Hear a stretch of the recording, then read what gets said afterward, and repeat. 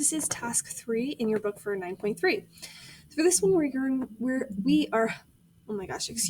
are going to talk about the multiplication property of equality.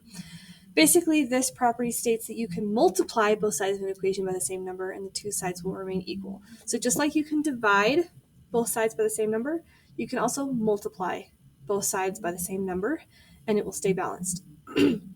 So for this question, I'm asking what is the value of x in the equation x over 6 equals 9? Well, we know that x over 6 really just means x divided by 6. And the opposite of division is multiplication. So what we can do is we can multiply both sides of the equation by the same number to get x alone on one side. So we're going to multiply both sides by 6. Just like that.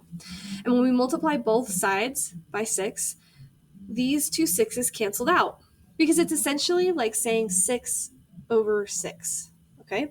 Because when 6 times x over 6, you just cancel those 6's out. Okay, 6 times 9 on the other side, though, is 54. And so we know that x equals 54. So what we're going to do now is we're going to take 54 and we're going to plug it in using substitution and put it into our original equation to make sure that this is actually true. So let's put 54 in place of x. 54 over 6, or 54 divided by 6, is 9. And so we know, yes, this solution checks. Yes, it does. Okay?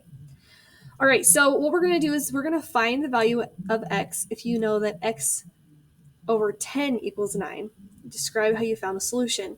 So what we're just going to do the same thing like we did before. We have x, I'm going to write it right here. X over 10 equals 9.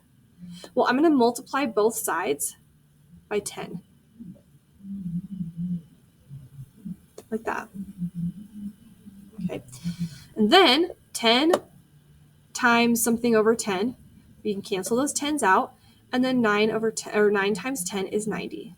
So x equals 90.